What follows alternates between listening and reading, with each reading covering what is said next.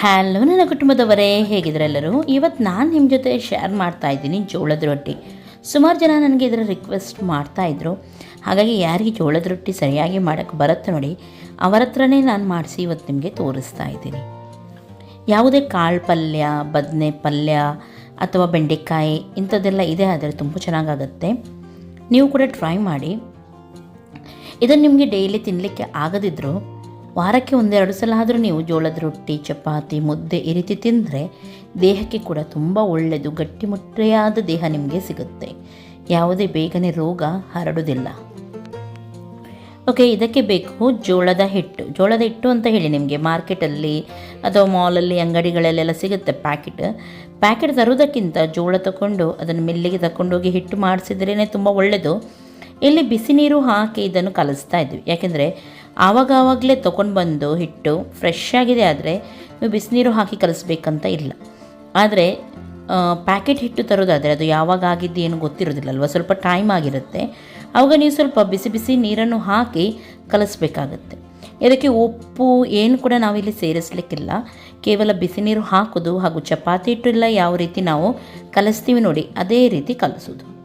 ನೋಡ್ಬೋದು ಇಲ್ಲಿ ಯಾವ ರೀತಿ ನೋಡಿ, ಕೈಯಿಂದ ಈ ರೀತಿ ಇಸುಕಿ ಇದನ್ನು ನಾವು ಕಲಿಸ್ಬೇಕು. ಓಕೆ, ಚೆನ್ನಾಗಿ ಫಸ್ಟಿಗೆ ಸ್ವಲ್ಪನೇ ನೀರು ಹಾಕಿ ಎಷ್ಟು ಬೇಕು ನೋಡಿ ಅಷ್ಟೇ ನೀವು ಕಲಸಿ. ನೋಡಿ ಈ ರೀತಿ ಬರಬೇಕು ಹಿಟ್ಟು. ತುಂಬ ಡ್ರೈ ಕೂಡ ಅಲ್ಲ, ತುಂಬ ಸಾಫ್ಟ್ ಕೂಡ ಅಲ್ಲ. ಇದಕ್ಕೆ ಈ ರೀತಿ ಹಂಚಿನ ಕಾವಲಿ ಬೇಕು. ಸ್ವಲ್ಪ ಕಬ್ಬಿಣದ ಕಾವಲಿ ಅಂತ ಹೇಳ್ತೀವಿ ನೋಡಿ, ದಪ್ಪ ಇರುವಂಥದ್ದು ಇದ್ದರೆ ತುಂಬ ಬೆಸ್ಟ್. ನಿಮ್ಮ ನಾನ್ ಸ್ಟಿಕ್ ಕಾವಲಿಗಿಂತ ಇಂಥ ಕಾವಲಿಯಲ್ಲಿ ತುಂಬ ಚೆನ್ನಾಗಾಗುತ್ತೆ ಇದು. ಓಕೆ, ಒಂದು ಸಣ್ಣದಾದ ಉಂಡೆ ತಗೊಳ್ಳಿ ಹಾಗೂ ಸ್ವಲ್ಪ ಒಣ ಹಿಟ್ಟನ್ನು ಹಾಕಿ. ಒಣ ಹಿಟ್ಟು ಇದಕ್ಕೆ ಬೇಕೇ ಬೇಕು, ಆವಾಗ ಮಾತ್ರ ಇದು ಕರೆಕ್ಟಾಗಿ ರೋಲ್ ಆಗುತ್ತೆ. ಹೀಗೆ ಒಂದು ಕೈಯಿಂದ ತಟ್ತಾ ಬರುವಾಗ ಇನ್ನೊಂದು ಕೈಯಿಂದ ನಾವೇನು ನೋಡಿ, ಒಣ ಹಿಟ್ಟನ್ನು ಮಾತ್ರ ನೀವು ಕೆಳಗಡೆ ಹಾಕಲೇಬೇಕು. ಒಂದು ಕೈಯಿಂದ ಹೀಗೆ ತಟ್ತಾ ಬರುವಾಗ ಇನ್ನೊಂದು ಕೈಯಿಂದ ಸೈಡಲ್ಲಿ ಕ್ರ್ಯಾಕ್ ಆಗುತ್ತೆ ನೋಡಿ, ಅದನ್ನು ಈ ರೀತಿ ಸರಿ ಮಾಡ್ತಾ ಬರಬೇಕು.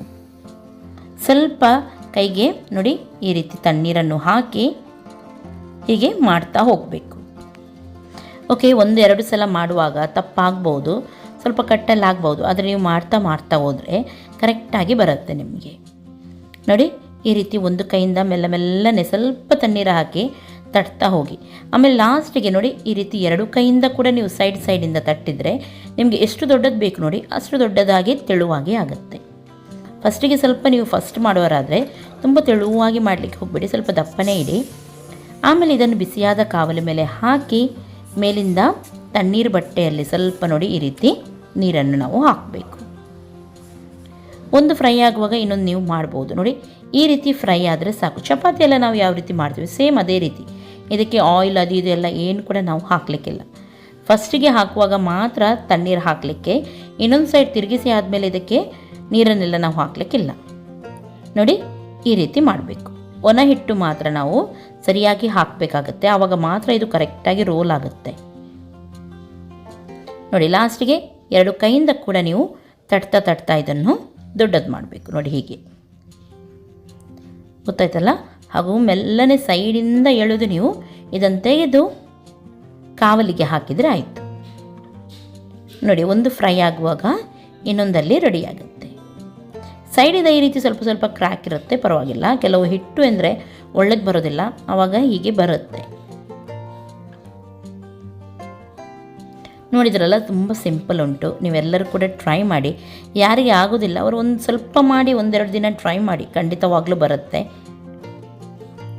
ಹಾಗೂ ಇದನ್ನು ಮುಚ್ಚಿಡಿ, ಹಾಗೆಯೇ ತೆರೆದಿಡಬೇಡಿ. ಸ್ವಲ್ಪ ಸಾಫ್ಟಾಗಿ ತಿನ್ನಲಿಕ್ಕೆ ನಿಮಗೆ ಈಸಿ ಆಗುತ್ತೆ. ಯಾರಿಗೆ ಅಭ್ಯಾಸ ಇಲ್ಲ ನೋಡಿ ಅವರಿಗೆ.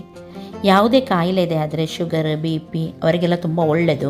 ಡಯಟಲ್ಲಿ ಇರುವವರಿಗೆ ಕೂಡ ತುಂಬ ಬೆಸ್ಟ್. ಕೊಲೆಸ್ಟ್ರಾಲ್ ಇದ್ದವ್ರಿಗೆ ಕೂಡ ಬೆಸ್ಟ್. ಅಪರೂಪಕ್ಕೆ ಆದರೂ ಮಾಡಿ ನೀವು ತಿನ್ನಿ ಇದನ್ನು.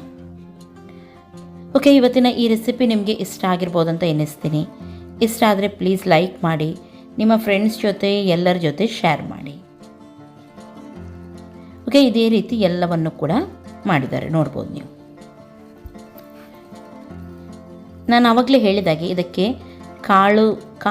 ಕಾಳೆಲ್ಲ ಹಾಕಿ ಪಲ್ಯ ಮಾಡ್ತೀವಿ ನೋಡಿ, ಅದು ತುಂಬ ಚೆನ್ನಾಗಾಗುತ್ತೆ. ಬೆಂಡೆಕಾಯಿ ಪಲ್ಯ ಉಂಟು ಇಲ್ಲಿ. ಯಾವುದೇ ಪಲ್ಯ ಉಂಟಿಗೆ ಇದು ತುಂಬ ಟೇಸ್ಟ್ ಆಗುತ್ತೆ. ಚಟ್ನಿ ಅದೆಲ್ಲ ಇದ್ದರೂ ಚೆನ್ನಾಗಾಗುತ್ತೆ ಇದು. ನೋಡಿ ಸಾಫ್ಟ್ ಇದೆ, ತುಂಬ ಖಡಕ್ಕೇನಿಲ್ಲ, ಇದು ನೋಡ್ಬೋದು ನೀವು. ಓಕೆ, ಇನ್ನು ನಾಳೆ ಸಿಗ್ತೀನಿ. ಎಲ್ಲರಿಗೂ ಟೇಕ್ ಕೇರ್, ಬಾಯ್ ಬಾಯ್.